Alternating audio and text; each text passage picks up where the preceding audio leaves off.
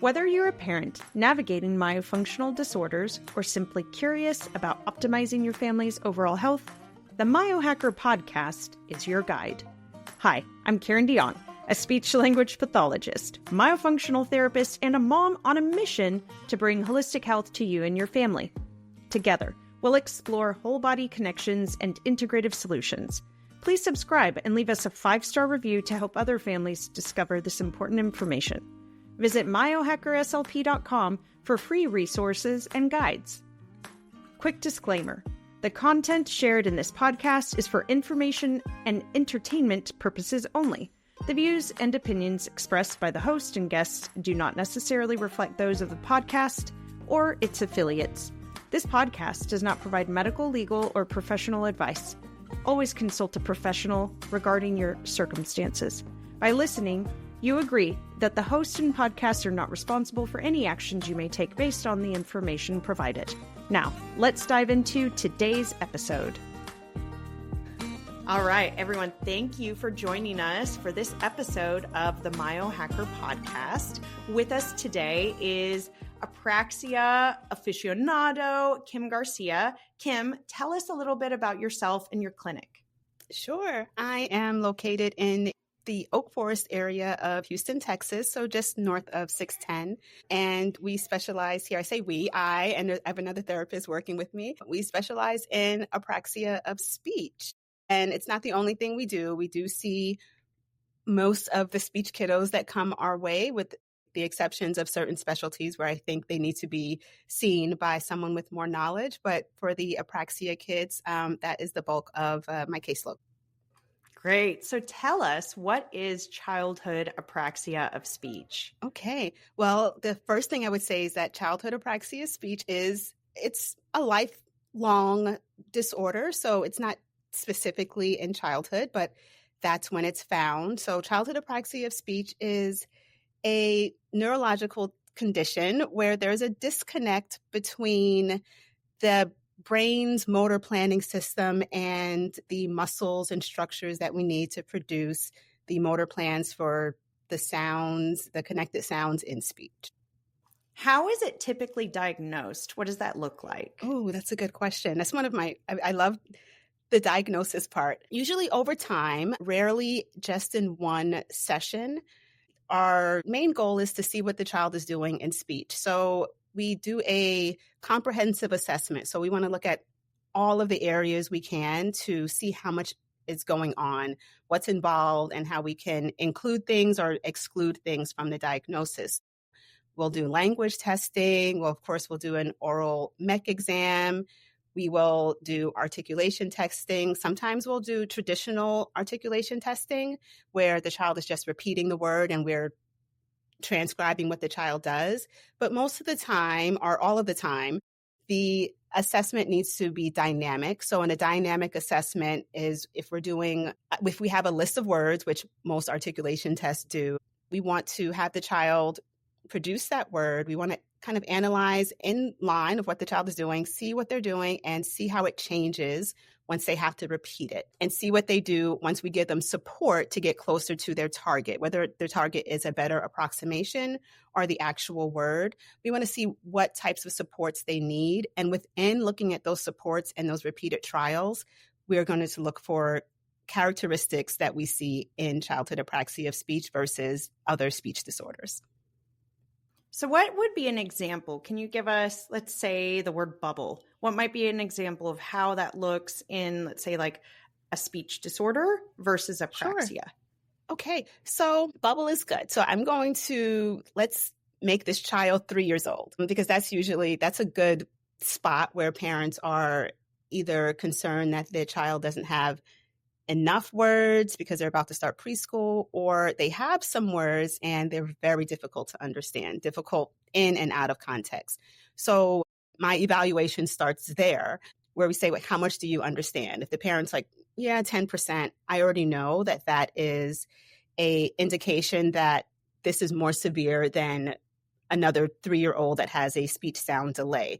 Because typically what I see is that parents will understand their kids 50 to 70%, mom and dad, and then grandparents a little less, new teachers, neighbors, the number goes down. But when a parent comes in and it's 10%, that's concerning.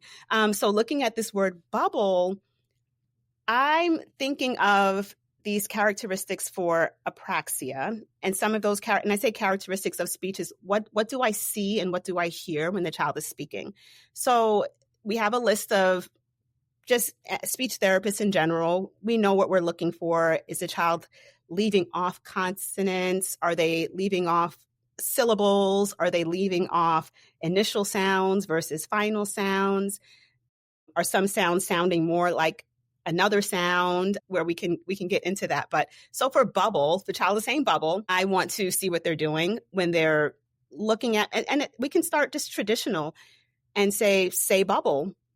And if the child says, Bubba, I'm like, you know what, that maybe that's concerning, but there's a place on another list for reduplication of syllables where the child is saying, Wawa for water, Bubba for bubble, Bubba for brother, Bubba for where we're making those repeated sounds. So I want to look a little bit more to see if I can weed it out.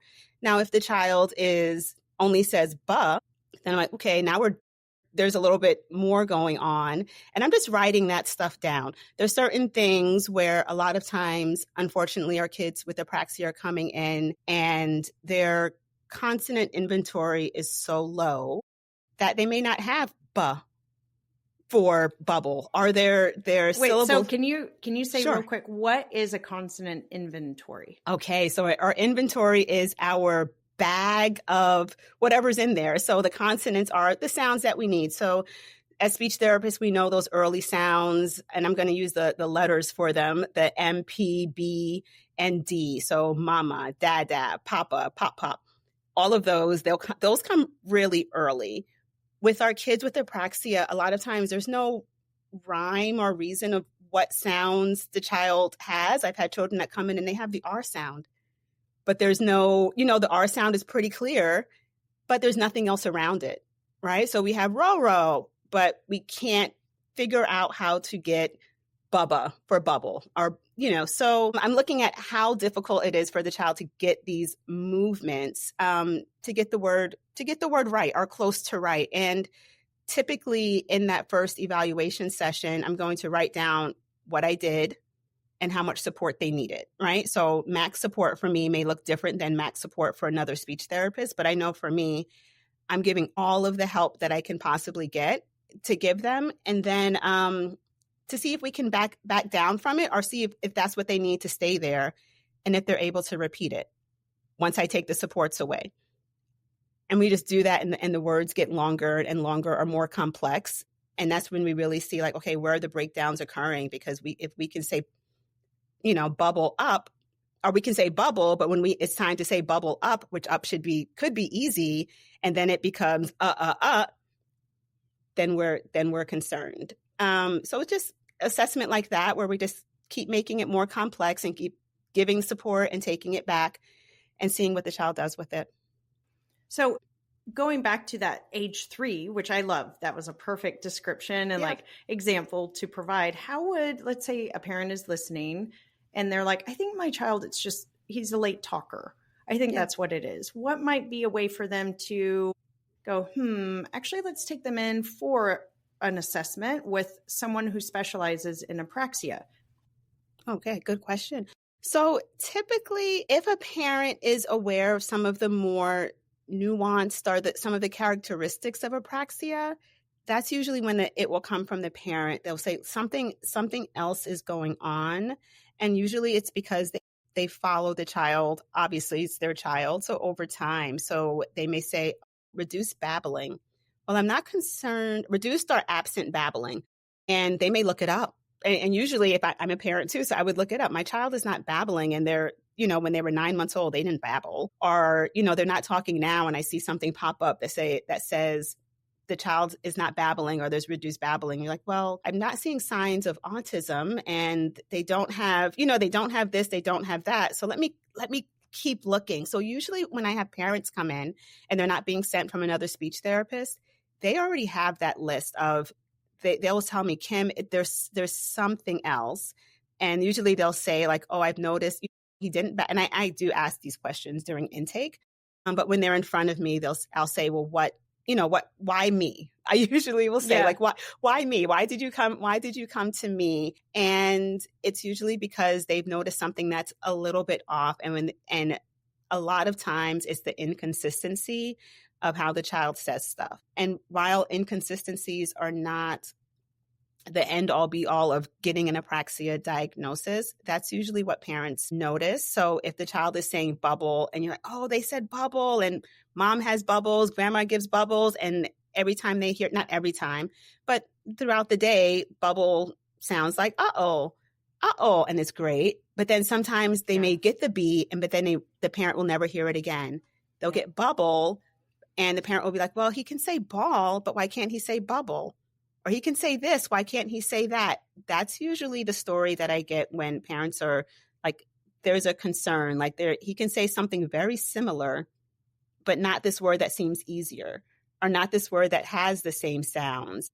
So that's usually what parents will see first, where it's not just they're saying it in a cute way. Because the other delays end up being really cute, and the parents like, oh, we can keep it like that. And not that all of my kids are cute. All of them are cute. Right. But it's cute when it's typical because we can recognize it for other things. We're like, he's saying rabbit and he says wabbit. It's so adorable. And he said it like that since he was 2. And it usually sticks like that. But when it's wabbit and sometimes it's at it are just something not even close, but your child is saying rabbit because they're holding a rabbit or pointing to a rabbit, and then you turn to the next page and it's a rabbit and they say it differently, then the parent usually is, I'm concerned. And they sometimes can't pinpoint why they're concerned, but those are just notes for me. So then what does therapy typically look like? Like, what would you say is an effective approach to apraxia therapy? Walk us through maybe a session that you can like pull from your head from yesterday. What might it look like? Or all of my sessions today. Why not? So therapy actually looks a lot like my evaluations. So if you go back to listen to what am I doing in the evaluation? So we have bubble. And I say, how much support does this child need to get to their best production of bubble? And what is this child's best production of bubble? Or what is the production that I think this child can do based on what they have? So that's once I get my evaluation together, I know what sounds the child can produce. I know what syllable shapes. So syllable shapes are when we have no one a syllable, when we clap out the syllable. So we say bubble. But bubble each syllable has a vowel attached to it. So ba is a syllable and bull is a syllable. So I want to see what types of shapes they have and what they can do with their mouth when they're producing the sound. So once I know what they have, I can create a target list. So I can say, you know what? They came really close to having bubble because they said ba-oh. Let me see what else is around there. And I want to pick words that either are maybe not high frequency, but high importance for the child, and pick some words that obviously I can create sometimes with the sounds that they have. And then I will work on a small set. So instead of an evaluation, I'm presenting everything that I can, that the child is capable of doing up until short phrases. But in the evaluation, we're going to keep that target list short. So sometimes I'm working on 3 words during a whole session, sometimes 5.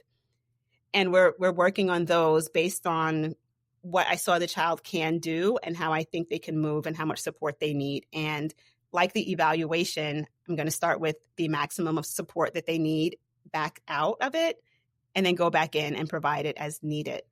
So tell us what that means when you say support. What are some activities, tools, things that you are referring to when you use the word support? Support. Okay. So I'll give you an example, because you said, what would a session look like? So my 3-year-old, I'm looking around at the toys that I have. So right behind me is a crash pad. So if we do a lot of movement in therapy, and it's what the kids need. I don't have to tell you that. We do a lot of movement in therapy. So if we build a little staircase and we're going to jump. It's almost hard for me to talk to you without, I'm going to switch to how I would talk Please in do. a therapy That's session. Exactly what I want you to do. Please do that. So if let's say we're working on, not bubble, we'll let the bubble pop, but we can work on up, right? So if we're working on getting up, if we're working on go, if we're working on not necessarily stop, sometimes I'll do wait before stop. And it really depends on what that particular child has. Wait, you said you'll do wait before stop? Before I work on stop. So I'm thinking, are you putting on like wait, like a weighted vest? No, wait, like wait, like take time. Wait, take a break. Got it. Wait. When you see that, when you hear more of the example. So if we're climbing up the stairs that we've made, we're going up. And I like to have the child tell me what to do, right? That our children, they hear us telling them what to do all the time. They love being bossy pants. All the time. So tell me what to do. You're going to tell Miss Kim, go up. Or we may just say go, right? We're saying go. And if the child needs help with just go, it depends. Usually, if I'm working on an activity and we're doing it in movement, usually I do it after the child has some control over it, where we can get good approximations, because we are making it less structured, right? Because it's more fill in the blank and spontaneous. But if it's not as spontaneous, we may work on go up, and we're just saying, oh, it's giving us a good time to practice go. So the max amount of cues I may give them, it depends on the child. Some children, it's so simple where it's look at what I'm doing and do what I do. Well, that would be lovely. But if they could do that, they would do that at home, right? Because that's what the parents have been practicing. Yep. Watch my mouth and do what I do. And if I need to give a physical cue, that may be just some tactile cues to the mouth to show where we start the sound for go.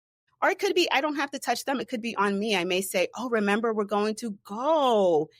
And that's usually because the child has practiced that with me already. Like, we've already done our trials where we're either using specific prompts for I say prompts, so prompt therapy, our tactile cues to the face for go, but I'll usually have a hand cue by then, so they know what I'm talking about when I say go.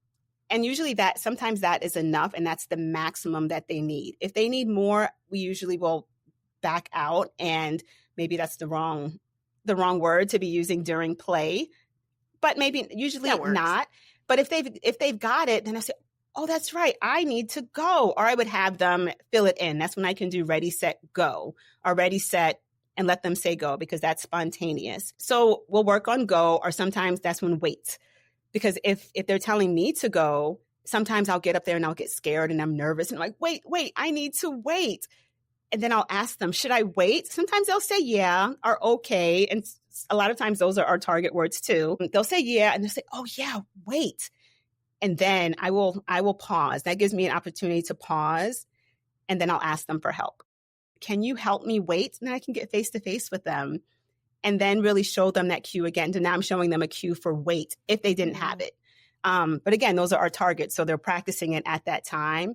So then we can get wait. And sometimes we need to wait a few times. So the one thing about apraxia therapy that you probably are going to ask me about it is the intensity of it. Yes. So one of the reasons why I'm only picking 4 or 5 targets per session is so we can get in maximum amount of time to practice. So if our sessions are 30 minutes, we're going to practice go, wait, up for 30 minutes. Those are our words for 30 minutes. And not that I'm not saying anything else. Miss Kim, I'm talking to myself in the wrong, but if I need to wait, I'm going to wait, and I may need help waiting. Help me wait. I need to wait slow. So I may calm down, slow my voice down and say it in different ways, the ways that they've practiced it before. Let's say it in a whisper. Let's wait. Oh, wait, you know what? I'm not ready to say wait yet. Can you tell me when to say wait? And I'll have them point to me. So there's a lot of things that we've practiced before we can move into that really fast dance that we have during speech therapy, where we can practice multiple things. But I will try to practice a sound a certain amount of times before we move on to the next. I say sound, the movement, before we move on to the next movement. And speech is so fast. It We is. just take it for granted how quickly we are moving articulators. We're moving the tongue, we're moving the jaw, we're moving all of these structures, and it is so fast. So taking that time, giving that breakdown, what are maybe some elements so that was obviously play. Are you using kinesio tape? Are you using vibration? Anything like that? Any tools specific? No tools. Yeah. Not unless the child has something else. I don't even use flashcards in therapy. I don't use anything. And I can't say I don't use flashcards and I'm looking at my desk and there's a set of flashcards. There's a time and a place. For sure. I try not to use things in between my model and the child's production.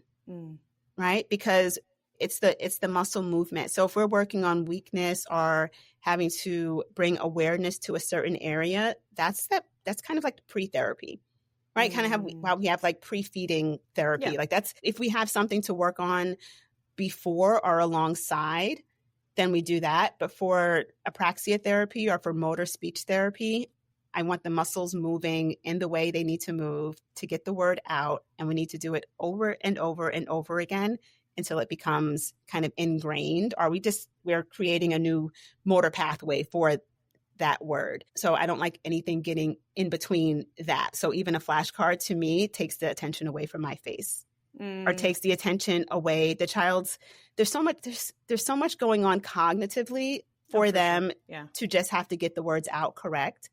So I find that a lot of times just holding up unless it's somewhere near my face, I hold a lot of tools on my face, visors, the shields, something. So like stickers are near my face, anything near my face to keep that attention near my face. So I very often use puppets because some children are not like staring at someone's face or in their eyes is difficult. So we'll use puppets, but typically I'll try not to put anything other than that target word or production or movement between me and the child. That's so good. So what are things that you have this very specific framework that you're using? How do you then educate parents on what they can do? Like, what are some things they can do following your session at home? That's a good question. So I was going to say I don't give homework, but it takes a while before I give homework. And typically, and not that it's something to get used to, I tell families I want you to say why it takes a while. Like, share that. It's not like you're holding your cards close to your chest or something.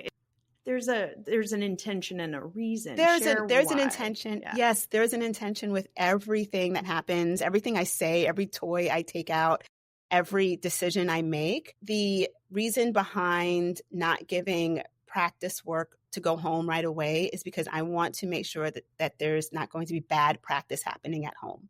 And I explained this during the evaluation because sometimes, especially if the child is coming for articulation or for apraxia and for language and for just overall help, I have it on the ready. Here's a flyer or a handout I have for easing transitions. Here's a flyer I have for supporting your child in preschool. But when it comes to motor speech practice, or even, I know we're talking about motor speech, but for articulation, for a child coming in and they're just working on the R, and until the parent has sat with me, practiced with me, and they know that target, that's when we can go home. So oftentimes at the end of our session, I will tell a parent, like almost sometimes as we're walking out, I will tell a parent, okay, yes, our target is weight. And the parent will ask me, they know, so we can work on weights at home? Yes, you can work on weights at home and look for, and they know, look for the child to do X, Y, Z. If they start doing A, B, C, back off and stop. And typically because the parents know that we're working on movement, they will know that, we're not just working on weight, we're working on my child engaging this part when they say, because without it, weight sounds like 8. Right? So they know, like, okay, we're working on this. And I will tell them in therapy, 90% of my sessions, the parent is in the session so they can hear and see. But usually it's that last 5 minutes where I say, you know what? Yes, we can work on work on this at home. And oftentimes if the child has it and they understand that they got it, they will practice it on their own. So then we just have to work on, okay, what do we do at home when the child gets it incorrect? Do we correct them? Do we practice with them? If the parent knows that hierarchy of like the supports the child needs, then they are more than welcome to practice it at home. And I've had many parents successful with that. And they need to be because, well, I know one of the next questions might be that what therapy looks like. Therapy is frequent. And I rarely make a recommendation to start less than 3 times a week, but that's not easy. It's not easy at all. I don't think I have a parent right now that drives less than 45 minutes to see me. Wow.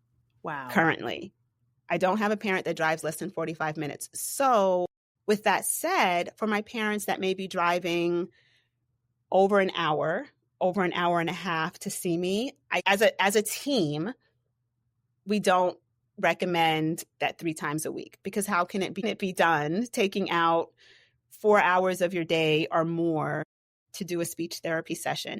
So we're flexible. So we say, you know what, you are coming to speech therapy so I can give you everything out of my head, so you can see how we can make progress, and you can then take homework, right? Or you can then say, you know what, Kim, I'm noticing this. And usually those parents are the parents that come in and say, Kim, we're noticing our child doing this when they say this. What can we do? We're noticing our child saying this when they say this. And we'll work through that during our session. And typically those sessions are longer, right? Because if you're driving an hour and a half to get to me, yeah. Wow. I'm not going to turn you away at 30 minutes and say, okay, see you next week. So our sessions are flexible in time. And that just speaks to the specialty that you have, that people realize to get a motor speech treated specifically using the hierarchy you mentioned, that you do have to travel quite a distance often. So can you actually walk us through that hierarchy that you mentioned? Sure. So the hierarchy is based on DTTC, where it's a hierarchy. It's evidence-based. It's been studied. Out of all of the programs, that one has been studied and that one has the most evidence. So there is a hierarchy where we are kind of, I call it a dance, where we're doing a dance of support with the child. And we want to start with the child. One, we really are starting with imitation to see what the child is doing in just direct imitation. So say bubble, and we see what the child does.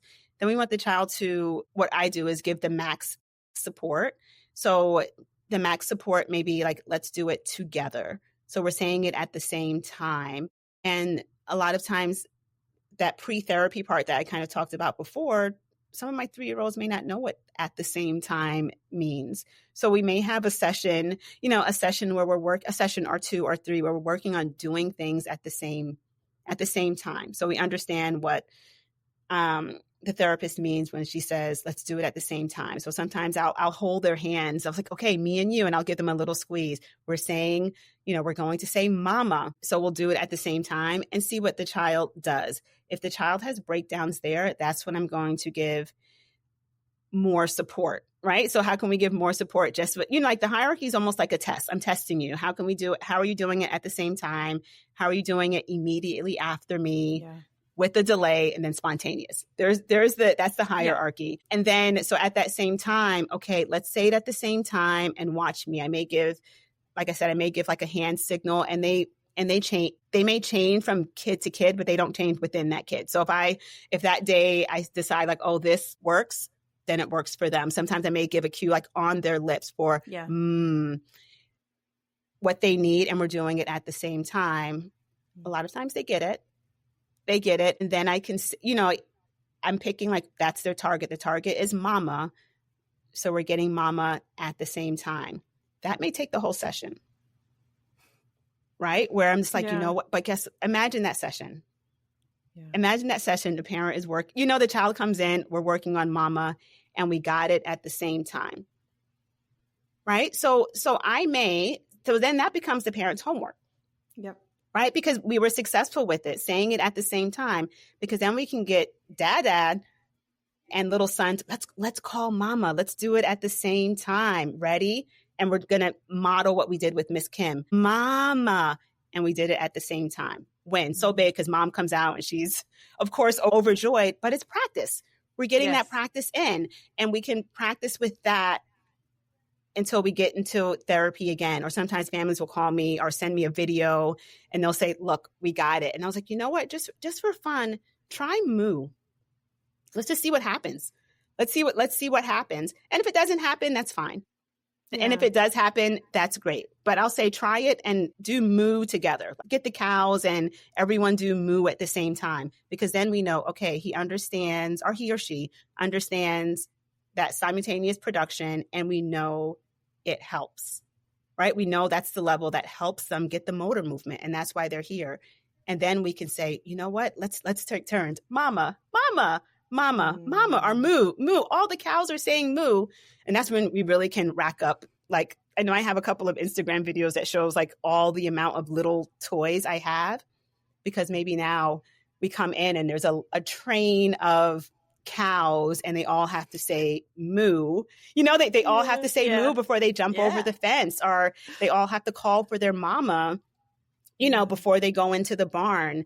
And that's how we're getting a lot of those trials in and moving on to the next level of, okay, now we're taking turns saying it. Usually when the child gets to the point of, I mean, it's spontaneous. If the child is taking a cow and saying moo, mama, then we know we can move on to the next word that may be a little bit more complex. But how huge to have that motor pathway nice and streamlined. Like suddenly they're not getting that friction or resistance trying to get to that word, and they have access to it. So then those pathways, once we have it developed there for moo or for mama, then we can make it's easier to get a branch off toward another sound or another syllable that's going to be similar, or combination of syllables. And neuroplasticity is a beautiful thing. I'd love for you to share if someone's listening and they're like, wait, why would it be better to, like, why is it easier as far as a hierarchy standpoint to say something with someone? So I'm from the Northeast. So I usually give the snow. I mean, there's a couple of them, but mine is, my favorite is the snow. So I tell the parent, so imagine if the parent is from the Northeast or from an area where there's snow, they get it 100%. So, you know, you wake up one morning and you realize that you've got 14 inches of snow and you did not set up the shovel on the porch, which, you know, it's a story because it's real life. It happens. So you have to walk to the garage to get your shovel. You put on your boots. As you tell this story, this is another reason I'm like, I'll never live in the Northeast. I'm just saying. It's the reason we're not moving back. It's the reason we're not moving back. So you get your boots on and you, of course, struggle to get to the garage because you have to lift up your feet. Every time you step up, you have to pick it up 14 inches, which is way above what a normal step or march or climbing would do. And you have to do that for each step. That is what apraxia is like, because the motor plan for that movement, it's not there. It's brand new. It hasn't been created yet. So you walk and you get to the garage and you're like, I got there. And then you realize you forgot your garage opener, whether it's a key or a fob, and you have to go back. When you go back, you're going to take those same steps that you've already created and step back. But it's still going to be a little bit difficult because the boots are not the right direction and your left-right movement may be a little bit off, but it is a little bit easier because that path is starting to get there. Things are starting to connect. You have your key and you're going to go back a third time. So what your footprints have done, it's support. But imagine if you go back and your husband is like, you know what? I'm going to help you. So he holds your hand while you're walking out. Or your child comes out and they're like, Mama, can I come too? Oh, my. So now you're helping him. But for each of you, it's a little bit easier because that path has already been created. So When we talk about building the pathway, that's one, because we needed that support to build the pathway to begin with. But we've already started to crush down the snow, right? We're crushing it. We're moving it out of the way. By the third or fourth time, it's there. And you may not even need a shovel at that point if you're only getting to the garage. But if you're only getting to the garage, then that's one motor movement. Now we need to get to the car. And now we need to get to the backyard because we have to pull the trash out. So all of these are new motor movements that we do need support. Our kids with apraxia need support. So we're the ones holding their hands and saying, you know what? Let's do, what's the game where you, like the three-legged walk, where if two of our feet are together walking, right? Like if we have our right foot and left foot and we're walking, boom, boom, that middle pathway is going to be so much easier for when that child comes back on their own. They can, it's going to be easier. So we need less support. So each time we produce that word or that motor movement, it's easier. Okay. So what would you say is the biggest emotional challenge for parents of kids with apraxia, and how do you support them? Okay. That's hard. It's hard to see your child struggle, right? And in general, it's hard to see your child struggle. I remember my child learning to put on his shoes. Such an easy task. Right. But also it's something that it takes a long time. Shoes. My goodness. Right. It takes a long time at first, and it's hard not to jump in and help them. But for shoes, we can jump in and help them. We can just say, oh, you know what, this one, because we're in a rush this one time, let me just do it. And we'll just go out the door and we're done. But for speech, we can't get in our child's head and get in their mouth and replace it. We can't do that for them. And there's a constant reminder of kids doing it with ease. And that's the story I get so often, and not just apraxia, just speech delays, where they'll say like, oh, we took them to pre-K. We thought pre-K, they'll help them get more words. Not all the time. And they'll say, this 3-year-old walked up to me and said 2 sentences. They said they went to the rodeo yesterday. Did I go? It's heartbreaking. It's heartbreaking. So what I tell families, again, is during that, our evaluation sessions are long, right? And a lot of it is counseling. But what I do say is that, like, I'm so happy to be part of your child's team. Let's look at what we're going to be celebrating, right? And this is one thing that, I feel comfortable enough saying that all speech therapists should be doing, because it's something, let's look at what we should be celebrating. So what are the child's goals? So when we talk about bubble and we have the child saying, uh-oh, if my parents know that we're working on motor movement and we're not just working on getting the B sound, I will say, you know what? I'm going to be so happy and I'm going to celebrate when we do get mouth closure at the front of the word, right? Because that motor movement is something that's building the foundation for, and like you said, like, is building the foundation for mama, is building the foundation for all of these sounds that are going to start with our mouth closed. So we're going to celebrate that. So when we know what the child's goal is in therapy, we can celebrate more often. We can celebrate with our child.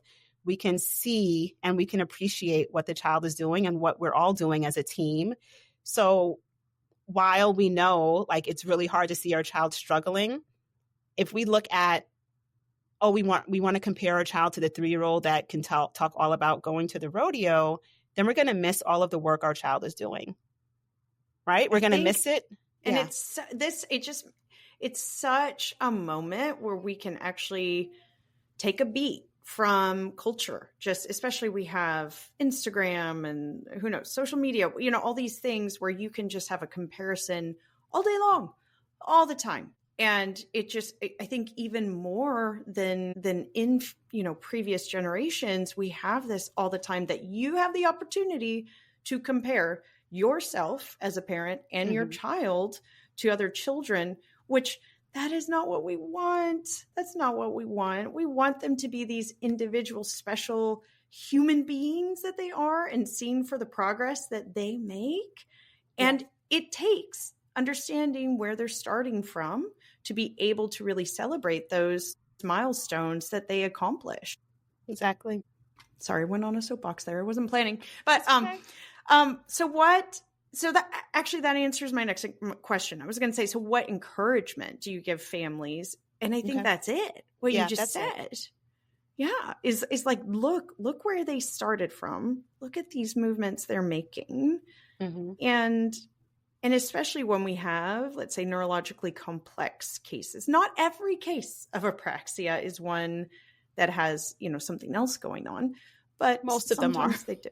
Well, yeah, most of them. But don't be scared. Yeah. Don't be scared if you're listening. You're like, we just want to say, we're here to support whatever is going on. And, it can be huge to make that progress. And sometimes we'll see things like stress, even growth spurts, all of a sudden they're in this time of neurological pruning. There's more going on. You might be like, hey, and just giving space and taking off pressure. Yeah. So important. And for all kids, but especially when it comes to apraxia of speech, I think it's so important. Yeah. So what is right now? There's someone listening and they're like, how do I find this Kim? How do I get to her? What can I do? What do they do?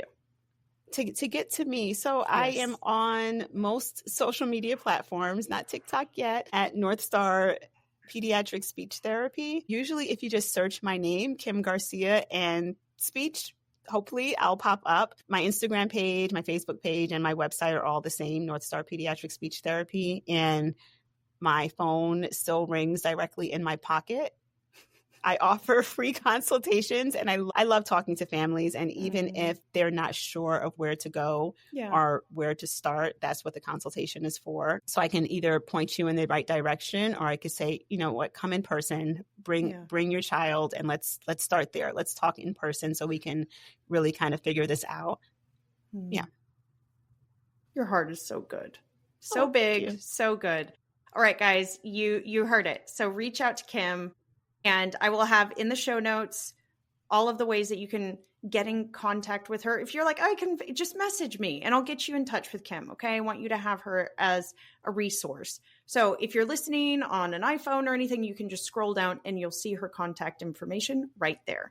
So you all know the drill. Please like, save, share this information. There are so many families that need to know how to support little ones with motor speech disorders, with all kinds of issues. Please share this episode with them and let them know there's hope, there's support, and we want to be there to help them and their child really succeed in all of these ways. And without it being this pressure just for parents that you got to figure it out. No, get a team. Get a team. Like Kim, let us help you guys, okay? We want you to have that support because it really means so much. So thank you, everyone. As you know, please rate and review the podcast. Again, it helps get this information out to other families. It means the world to me that you would share your time and your interest. Thank you so much. I hope you have enjoyed this episode of the MyoHacker Podcast. Remember, small changes can make big impacts on our overall health and well-being. If you enjoyed this episode, please take a moment to rate and review wherever you get your podcasts. This way, more families will learn about this important information and we can make a bigger impact. Head on over to MyoHackerSLP.com for in-depth resources and guides. You can also join me on Instagram at MyoHackerSLP for bonus content and demos. And if you have questions or topic suggestions for future episodes, send me a message. I would love to hear from you. Until next time, let's biohack myofunctional health as myohackers who change the world through intentional action and connection and breathing. Quick disclaimer reminder, the content shared in this podcast is for informational and entertainment purposes only.